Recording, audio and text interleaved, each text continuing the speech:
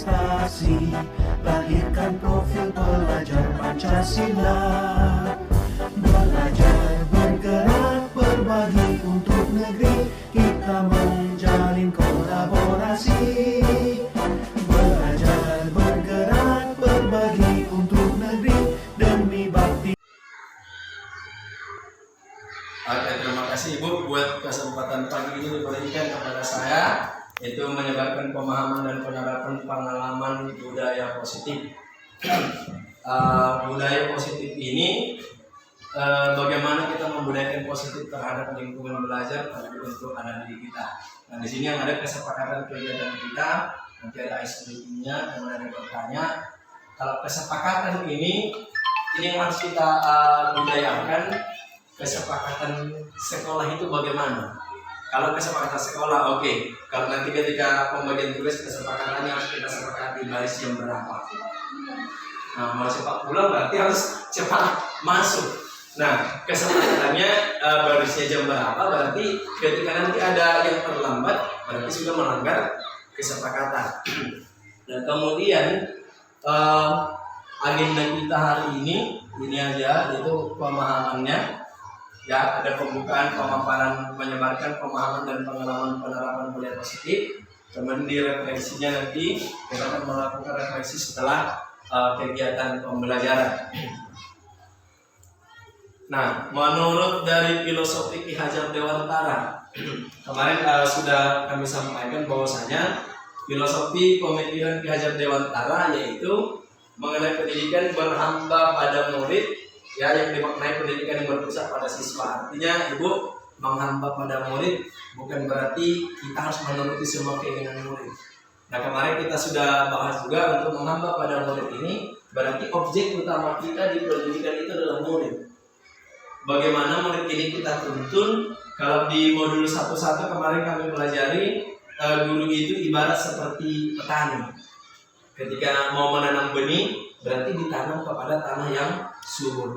Ketika ini sudah bertumbuh maka dirawat, dipupuk. Bagaimana dia supaya menghasilkan buah yang baik. Nah, begitu juga kepada murid.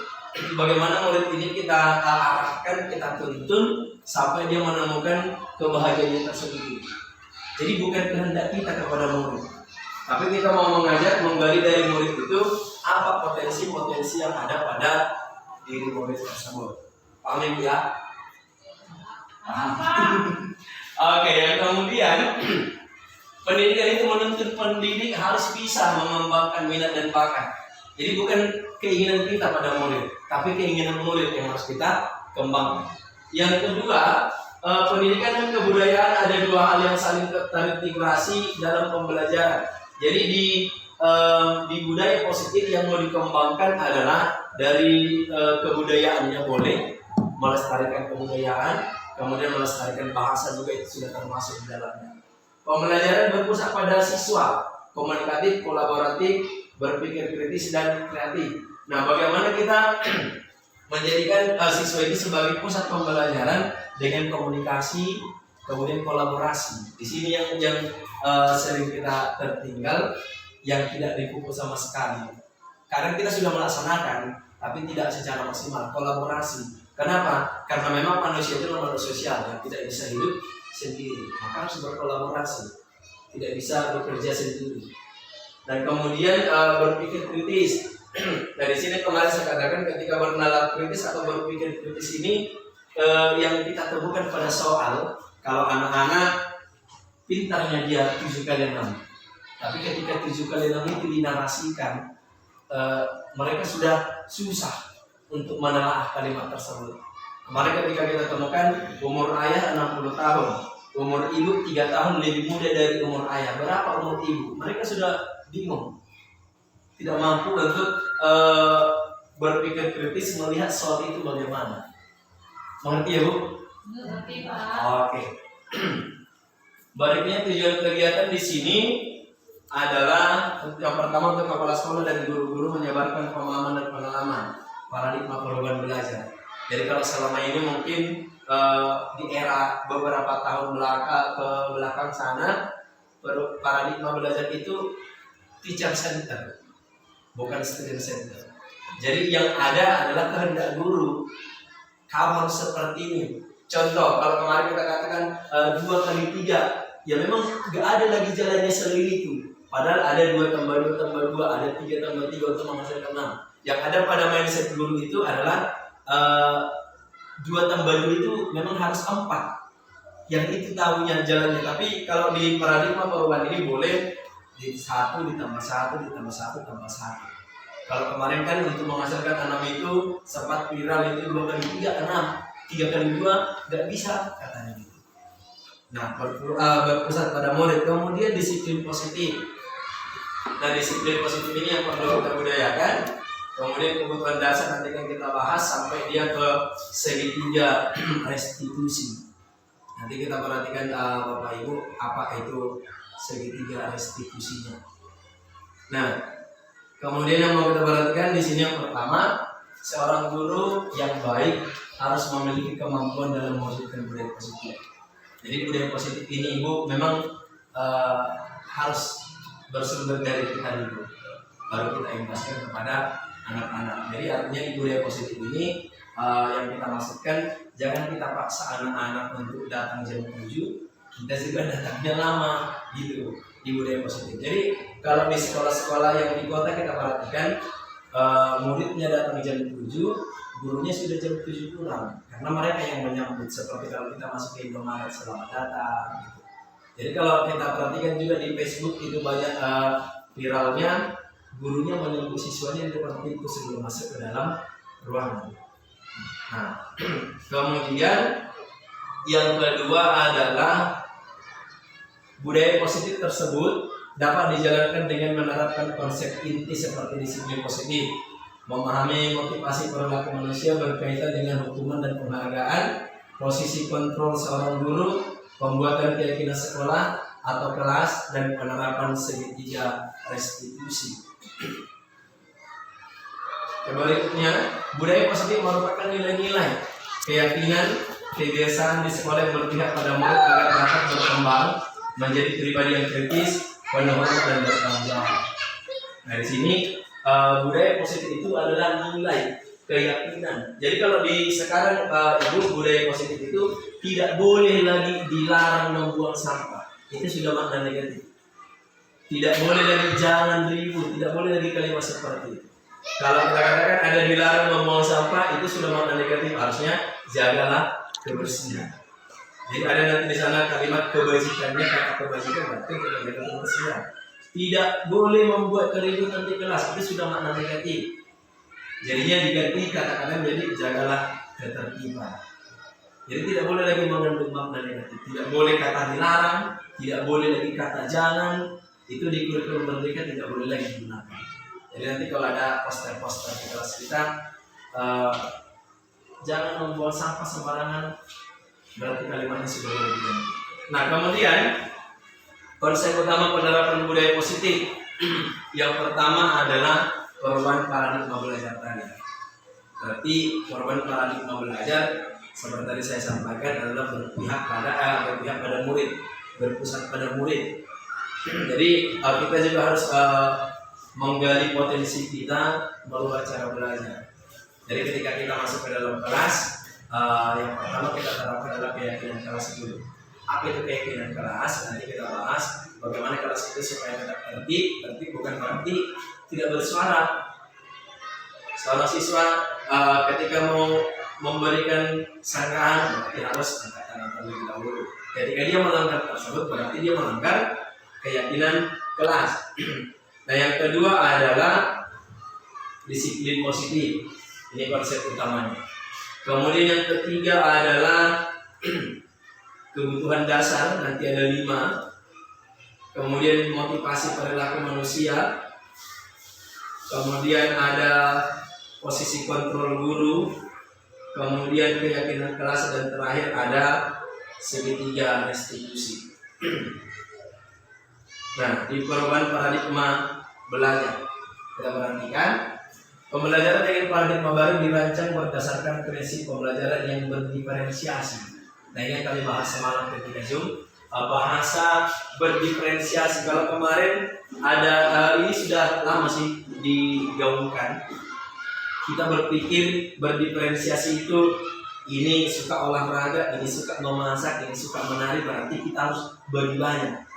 Padahal persepnya nggak di situ sebenarnya. Kita petakan dulu murid ini, mana ini yang sukanya olahraga, mana yang sukanya kesenian. Nah, nanti ketika kita proses belajar, maka kita harus menyiapkan media pembelajaran yang berbeda. Contoh, ini kita kelompokkan satu kelompok. Jadi satu kelompok itu di dalamnya harus memiliki kemampuan yang berbeda. Ada yang pintar, ada yang sedang, ada yang kurang.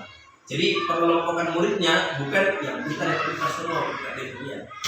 Jadi artinya adalah pada tutor sebaya. Jadi sering mungkin ibu juga mengalami di kelas, ketika kita mengajar anaknya itu susah memahami. Tapi kalau kawan yang menjelaskan sama dia, mungkin dengan bahasa sederhana bagi mereka, dia lebih cepat nangkap. Jadi kalau kemarin kita berpikir pembelajaran berdiferensiasi ini, aku harus bagi banyak kan gitu. Padahal konsepnya adalah petakan dulu muridnya.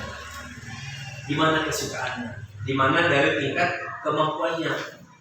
Nomor dulu sekelompok akan menurut sendiri, nanti nggak ada yang membawakan mereka, gitu. Kemudian sehingga setiap siswa belajar sesuai dengan kebutuhan dari tahap perkembangan untuk mewujudkan profil pelajar Pancasila. Nah ini profil pelajar Pancasilanya mulai dari bagaimana bertakwa sampai dia ke mandiri. Ini yang harus dikejar dalam kurikulum ke depan. Nah kemudian di disiplin positif. Disiplin positif dalam budaya kita, makna kata disiplin merupakan sesuatu yang dilakukan orang untuk kepatuhan. Ya kan Ibu? Menurut Ibu apa itu disiplin itu? Disiplin itu sesuatu tindakan yang dilakukan, yang harus dilakukan. Ketika tidak dilakukan akan dikenakan sanksi atau hukumannya. Oke. Nah itu makna disiplin sekarang. Tapi ke depan setelah kita pahami nanti berbeda ya konsepnya. Nah dilakukan orang untuk mendapat kepatuhan. Jadi kita cenderung menghubungkan kata disiplin dengan ketidaknyamanan. Artinya tidak boleh ribut di kelas. Kalau buka mulut bayar 5.000. Berarti mereka tidak nyaman untuk berbicara. Tidak boleh membuang sampah denda 10.000. Mereka pasti tidak nyaman ketika makan. Siapa nanti saya bilang ini jadi denda 10.000. Jadinya adalah cenderung dengan konsekuensi. Kan itu. Nah kemudian di sini dari budaya positif itu makna kata disiplin merupakan sesuatu yang dilakukan orang untuk mendapatkan kepatuhan. Kita cenderung menghubungkan kata disiplin dengan ketidaknyamanan sebagai guru. Tujuan kita menciptakan murid yang memiliki disiplin, dapat berperilaku sesuai dengan nilai-nilai kebijakan universal dan memiliki motivasi intrinsik bukan ekstrinsi. Jadi kalau yang kita katakan tadi dilarang membuang sampah, nanti membuang sampah denda 5.000, itu adalah ekstrinsik, itu dari kita, bukan dari dalam diri anak tersebut. Jadi kalau dari dalam diri anak tersebut, hendaknya kita buat jagalah kebersihan. Nanti kalau kita buat jagalah kebersihan, anak-anak akan berpikir ini tidak boleh dibuang, harus bersih. Jadi dari dalam. Kalau kita selalu membuat peraturan yang dampaknya hukuman, itu kan ekstrinsik dari luar. Jadi takutnya yang kita takutkan adalah ketika ibu ini tadi buat seperti itu dilarang membuang sampah denda 5.000. Nanti kalau ibu ini pikir mereka buang sampah, karena yang mengatur membuat peraturan itu hanya ibu pengusaha lagi, misalnya demikian. Jadi harus bersifat universal, berlaku untuk seluruh. Nah kemudian di sini ada disiplin positif, salah satu cara penerapan yang bertujuan untuk menumbuh kesadaran serta memberdayakan murid melakukan tanpa iming-iming, tanpa pujian atau ancaman atau kita di sini yang sering Ibu ya, ketika melakukan kesalahan ada ancaman dan hukuman. Di sini yang sering kita lakukan ketika mereka melanggar aturan.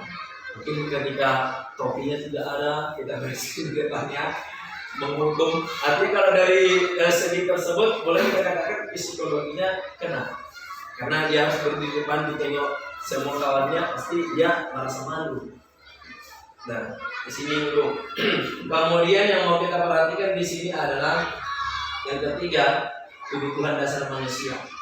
Kebutuhan dasar manusia yang pertama itu ibu bertahan hidup. Bagaimana dia bertahan hidup? ke depan dengan tidak bergantung pada orang lain. Kalau tadi kita katakan di disiplin itu kita kasih iming-iming pujian, dia akan bergantung kepada kita. Nanti kan ibu itu memuji saya melakukan tugas ini biar dipuji. Itu adalah motivasi ekstrinsiknya. Dia bertahan di situ. Yang kedua adalah kasih sayang dan rasa diterima. Ini kebutuhan dasar manusia yang kedua. Ada anak-anak itu memang harus ada sentuhan. Tidak cukup hanya berbicara. Maka kadang-kadang kita harus berjalan ke kursi mereka, memberikan sentuhan, berbicara dari hati. Dalam hati.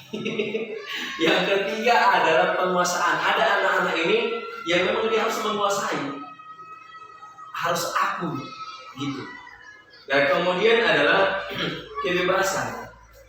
Nah, dari tadi kalau kita katakan kita membuat di sini peraturan, jadi sering anak-anak kan tidak bebas. Artinya tidak bebas adalah dia merasa terikat dengan hukuman yang tadi. Jadi kalau ada hukuman tadi kan ibu, mereka merasa terikat kan bebas ya. Jadi nanti ketika aku melakukan ini bagaimana ya? Ketika melakukan ini bagaimana ya?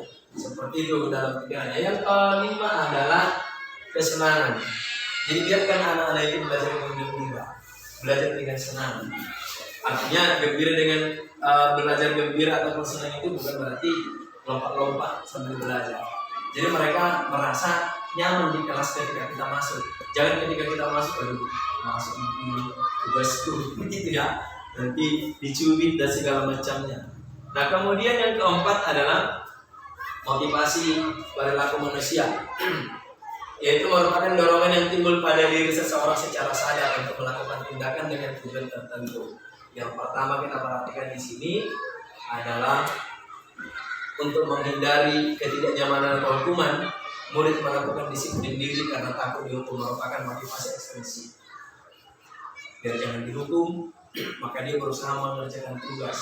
Supaya tidak dihukum, maka dia berusaha mengerjakan apa yang boleh dikerjakan. Tapi takutnya seperti yang saya bilang tadi, kalau ibu guru kelas 4 yang buat itu ganti piket, nggak dikerjakan lagi. Karena memang satu guru yang memaksakan. Tapi ketika dia disiplin positifnya berasal dari dalam, motivasi intrinsik, maka siapapun di situ dia pasti melakukannya. Nah yang kedua adalah untuk mendapatkan imbalan untuk penghargaan. Ini kadang-kadang motivasi manusia melakukan disiplin dari diri karena ingin mendapatkan imbalan. Ada yang seperti ini, jadi bapak itu aku jago maka saya kerjakan. Itu motivasi perilakunya, itu bersumber dari ekstrinsi supaya dibilang pintar dan lain-lain. Yang ketiga yaitu menghargai diri sendiri dengan nilai kebajikan sendiri. Murid melakukan disiplin diri karena kesadaran akan nilai kebajikan dirinya. Ini merupakan motivasi intrinsik, harus bersumber dari hatinya. Kalau saya nggak buang sampah, ini tidak bagus. Kenapa? Nilai kebajikannya di situ adalah kebersihan. Ketika saya di dalam kelas, berarti tidak bagus untuk lingkungan kelas. Apa nilai kebajikannya?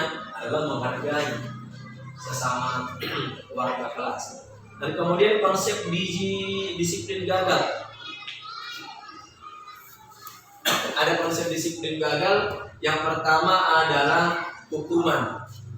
Itu menyakiti, tidak nyaman, murid merasa takut, memaksa murid menyembunyikan masalah, murid menjadi rendah diri. Ini ketika kita membuat hukuman terhadap murid. Ini setelah dari sini pasti dia akan takut. Kenapa? Ketika dia salah, terus kita tekankan, artinya bodoh kau dan segala macam, maka sekedepannya dia tidak mau lagi mengeluarkan potensinya, tidak berani lagi untuk menyampaikan pendapat. Di sini berarti dia tersakiti, tidak nyaman, kemudian dia takut sampai dia menjadi rendah diri. Jadi kalau kita terlalu sering menekan, berarti ke depan dia tidak pede lagi untuk menyampaikan apa yang ada dalam diri. Yang kedua adalah penghargaan. Penghargaan ini juga tidak efektif. Nanti ketika ada siswa kita berikan penghargaan, pasti ada unsur kecemburuan dengan yang lain. Kemudian merusak hubungan. sesama mereka, mematikan kreativitasnya, menghukum dengan sistem ranking. Maka di kurikulum merdeka kan sudah tidak ada karena menghukum. Kemudian merampas hak menghargai dunia.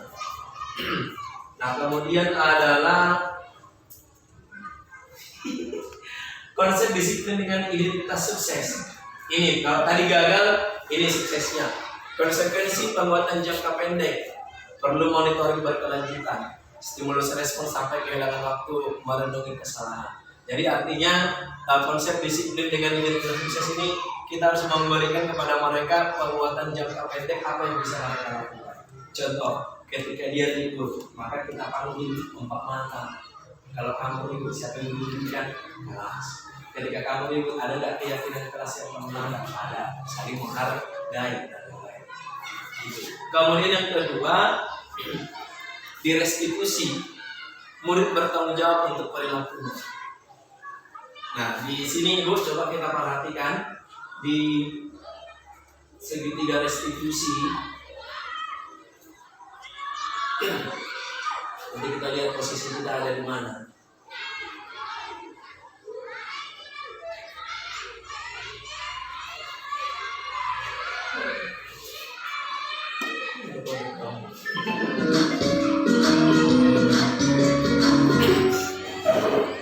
Salam bahagia Ibu dan Bapak guru hebat. Dalam penerapan disiplin positif restitusi, salah satu program yang dikembangkan adalah 5 posisi kontrol. 5 posisi kontrol dalam restitusi adalah proses perjalanan seorang pendidik agar dapat mengenali dirinya. Pada video kali ini, kita akan membahas tentang 5 posisi kontrol yang dikembangkan oleh Diane Dawson dan contoh penerapannya.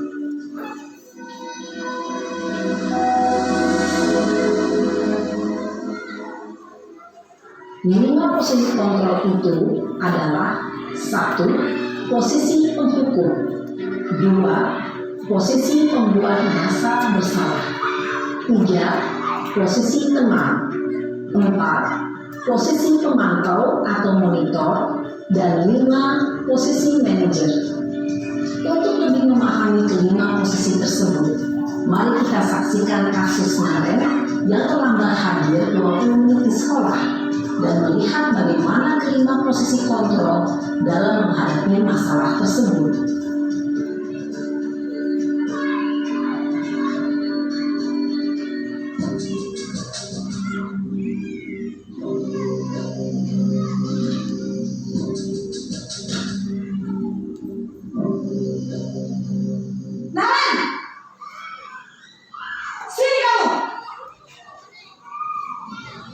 Selamat pagi Bu. Selalu terlambat. Kamu deh, pasti terlambat. Maaf Bu, saya Apa? Apa coba? Alasan kamu apa lagi? Kapan sih kamu tidak terlambat? Malas sekali ya kamu jadi anak. saya Dasar pemalas. Gak kapok-kapok sih kamu. Sudah berapa kali terlambat? Sana, kamu keliling lapangan basket 2 kali. kenapa saya harus keliling lapangan basket Bu? Kenapa? Kamu lawan ibu. Berani-beraninya jawab. Sudah terlambat, masih berani jawab enggak? Sekarang, keliling lapangan basket 5 kali sekalian. Biar kapok. Cepat. Pergi sana ke lapangan basket. Posisi penghukum biasanya berbicara dengan nada tinggi, menghardik, menunjuk-nunjuk, menyakiti, dan menyindir. Hukuman bisa berupa fisik maupun psikis. Ibu dan Bapak guru hebat, dampak yang terjadi pada murid ketika guru berada pada posisi penghukum adalah murid cenderung akan memberontak, bahkan menyimpan dendam.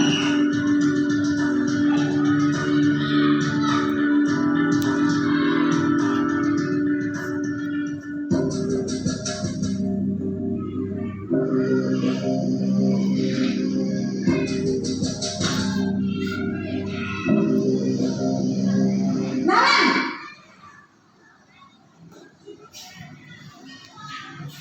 Selamat pagi Bu. Naren. Kamu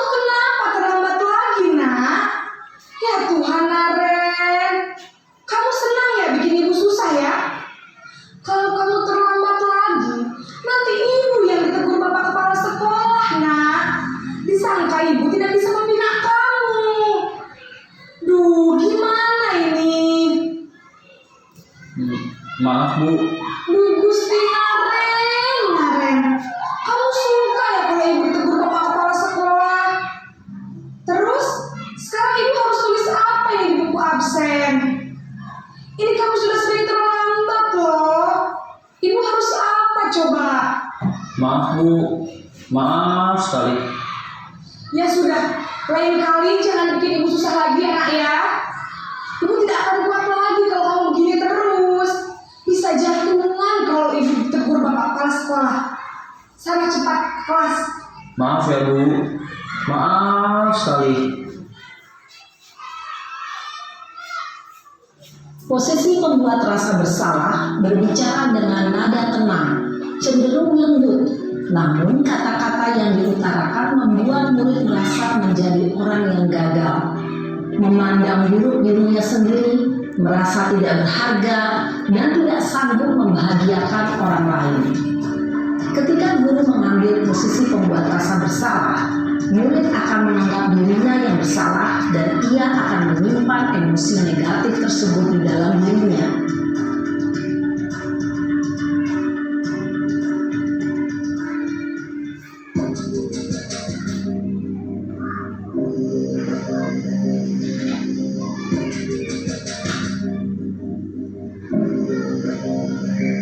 Naren,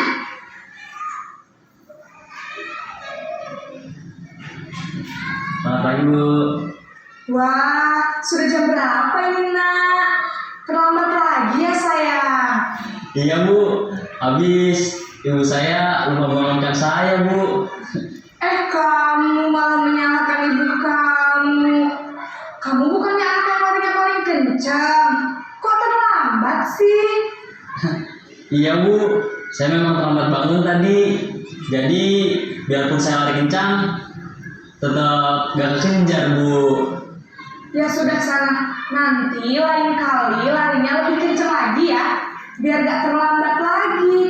Bikin seneng ibu. Demi ibu. Bisa kan? Bisa lah Bu. Ya sudah sana masuk kelas. Ibu beresin urusan absen kamu. Kamu ini ada-ada saja. Dalam posisi teman, guru berbicara dengan nada suara ramah, akrab, cenderung bersenda gurau untuk menjaga suasana tetap santai. Murid akan merasa senang, aman, dan akrab dengan guru. Identitas yang tercipta adalah identitas sukses atau berhasil. Namun, perlu diingat, karena ini masih dorongan eksternal, maka ada faktor ketergantungan dari murid kepada orang tertentu. Di sini guru absennya, sehingga di lain waktu murid bisa berperilaku baik, namun hanya kepada orang-orang tertentu saja.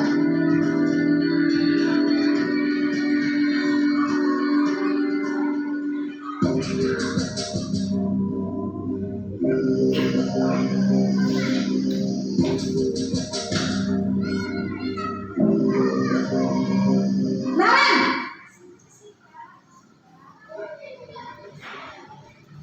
Selamat pagi Bu.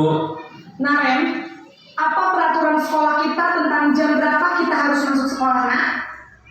Kita harus di sekolah jam 7 Bu. Iya betul, sekarang sudah jam 7.20. Naren sudah tahu konsekuensinya jika terlambat hadir. Paham Bu. Saya harus tinggal kelas pas jam istirahat selama 20 menit.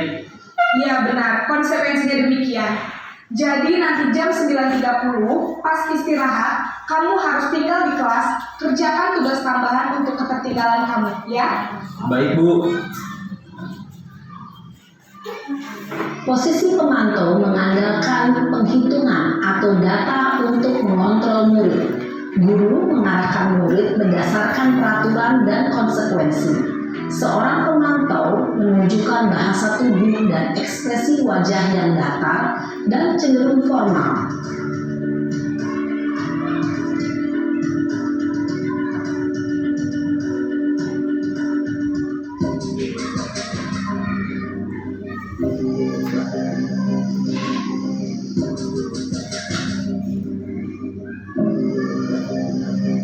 Naren,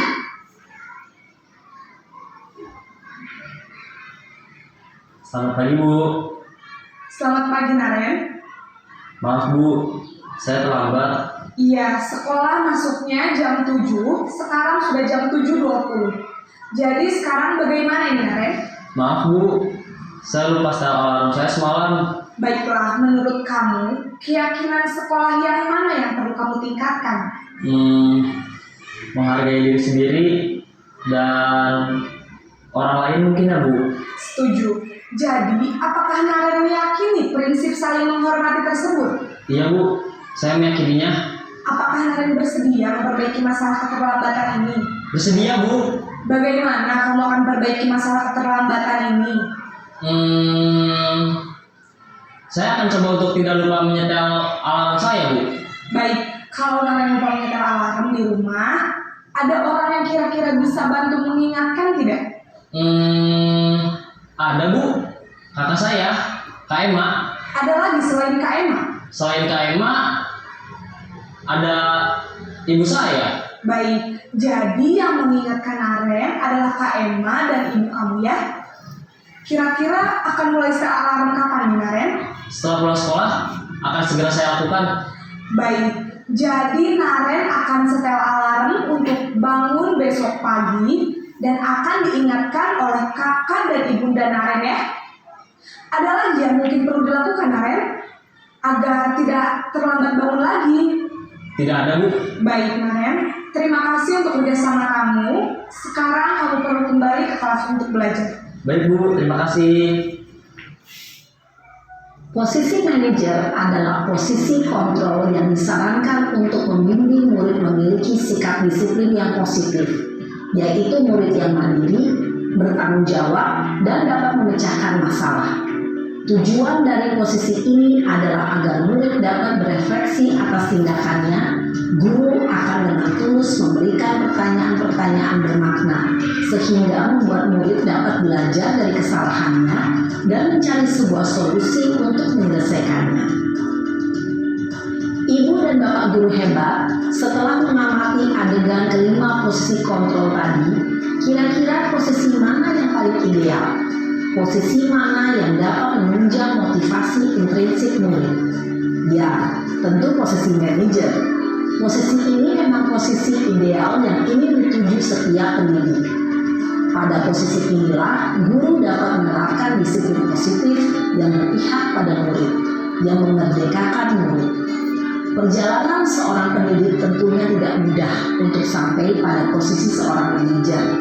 Namun, tujuan kita pasti, yaitu menciptakan murid-murid yang mandiri, merdeka, dan bertanggung jawab. Semoga penggambaran 5 posisi kontrol yang telah diperlihatkan ini dapat menjadi ajang refleksi bagi kita semua, agar dapat terus mengasah dan menerapkan disiplin positif yang memerdekakan murid. Mari terus berlatih dan bersemangat. Selamat menerapkan. Salam dan bahagia Ibu dan Bapak Guru hebat. Oke, kira-kira di posisi mana kita tadi itu ya? Di penghukum atau di mana Bu? Hukum. Di penghukum lebih sering. Biasanya Di lebih penghukum lebih sering memberi rasa bersalah jangan enggak.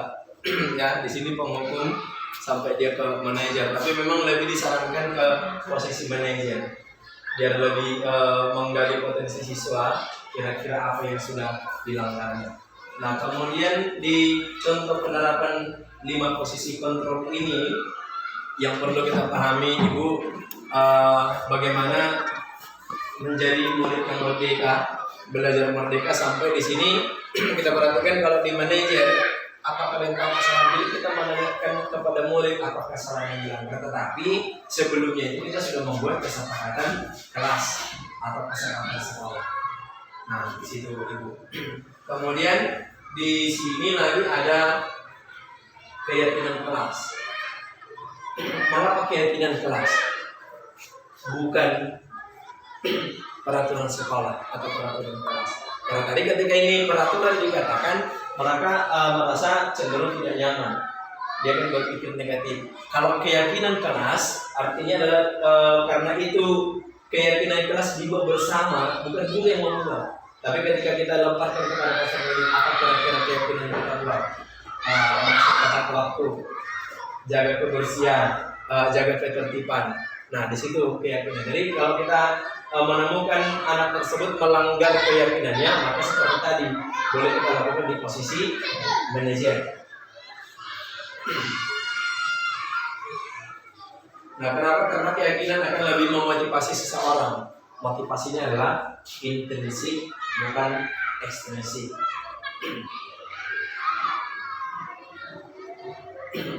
Nah, kemudian yang mau kita sampaikan lagi adalah di segitiga restitusinya tadi.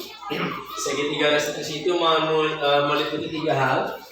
Yang pertama adalah menstabilkan identitas. Ini tadi yang dilakukan di terakhir posisi manajer. Menstabilkan identitas berarti mendorong siswa untuk berefleksi. Artinya ketika anak-anak tersebut melakukan kesalahan, boleh kita bilang kami juga pernah salah. Semua orang pernah salah. Jadi masuklah dia ke validasi tindakan. Kira-kira menurutmu apa tindakan yang salah tadi? Ditanyakan gurunya. Itu Bu, saya lupa menyetel alarm dan segala macamnya. Sampai dia menanyakan keyakinan. Kira-kira apa yang bisa kamu lakukan? Keyakinan kelas mana yang boleh kamu perbaikikan, itu tadi di posisi manajer. Jadi memang Ibu, ketika siswa kita melakukan kesalahan ini yang harus kita terapkan. Dari menstabilkan identitas, validasi tindakan, dan menanyakan keyakinan. Jangan ketika ada anak-anak kita yang berkelahi langsung main hajar dua-duanya, kedua pihak tanpa menanyakan kenapa terjadi, kemudian keyakinan apa yang dilanggar. Boleh ya? Bukan lagi pak gitu. Nah, di refleksi, oke, mungkin saya akan bertanya kepada Ibu ya, ini dulu lah, yang cantik, guys. Dari pembelajaran tadi Bu, kira-kira apa yang boleh Ibu dapatkan? Cara untuk menangani siswa yang bermasalah itu tidak harus dilakukan, tetapi dengan pendekatan untuk lebih dekat lagi kita dengan siswa. Jangan harus membunuh. Oke, terima kasih Bu. Ibu, Yang saya dapatkan dalam penerapan disiplin terhadap anak didik, yang pertama harus dari faktor intrinsik atau dari dalam diri sendiri, adanya kemandirian. Kemudian disiplin itu harus memang dilakukan dari diri sendiri, dan dia melakukannya tidak harus dengan dihukum, tetapi perlu ada rasa tanggung jawab. Terima kasih Pak. oke. Ibu silakan Ibu. Yang saya seperti dari yang Bapak tadi, kita seorang guru itu harus bisa merangkul siswa. Kalau tadi ada kesalahan siswa yang terlambat ya, jadi memang disitu kadang guru yang kurang menyadari guru itu sebagai guru gitu. Dalam kelasnya, dalam lingkungan sekolah sebenarnya tidak itu bisa menjadi sahabat anak didik, sehingga mereka pun menganggap kita menjadi sahabat dan penyemangat dan motivasi bagi mereka. Oke, silakan Ibu. Dari yang sebelumnya ini kan mulai sudah di segitiga restitusi tadi, ya, menstabilkan identitasnya, bahwasanya setiap orang pernah bersalah. Kemudian tanyakan validasi tindakannya, apa tindakan yang salah yang sudah dilakukan, sampai dia ke menanyakan keyakinan. Oke, silakan Ibu. Dari Ibu mungkin ada? Pas. Oke. Di kesimpulan ini, penerapan program disiplin positif hendaknya guru memiliki standar kepribadian profesional dan solusi yang baik, di mana guru mampu berefleksi pada posisi kontrol saat ini, bagaimana perjalanannya dirinya sebagai pamong ya, posisi manajer yang menuntun murid menjadi insan yang mandiri, merdeka dan bertanggung jawab. Jadi tanyakan keyakinan apa sebelumnya sudah kita buat keyakinan kelas. Jadi nanti di tahun ajaran baru mungkin ketika kita sudah masuk ke kelas, buatlah keyakinan kelas masing-masing. Dan keyakinan kelas itu tempelkan. Nanti kita buat karton, ditempelkan keyakinan kelas itu, nanti berarti mereka harus setiap hari memperhatikan keyakinan mana yang mereka lakukan. Oke Bu ya. Oke, kita berdiri dulu Ibu, biar terlihat tubuh kita.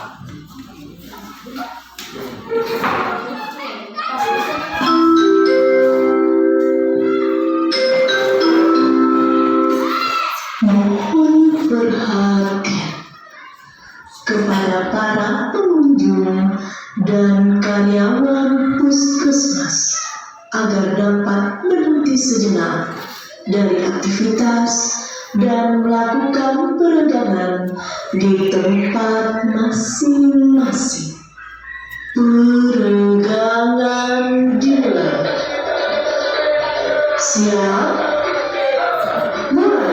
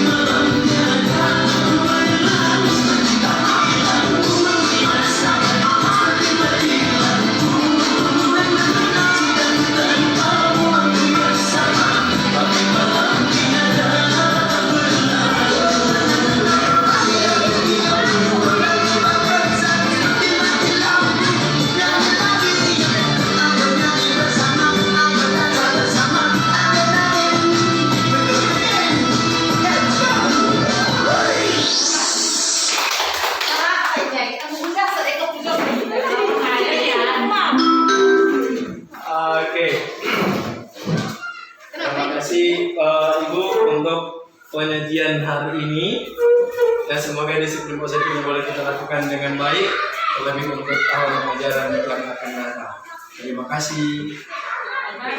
Felix Dapa Emanuel Saragi, siswa kelas Rama SD Negeri 09 388 Desa Partuakan, mengucapkan terima kasih kepada Bapak Jaiturni karena telah memanggil saya untuk mengetahui kesalahan saya dan untuk memperbaiki kesalahan saya ke depannya.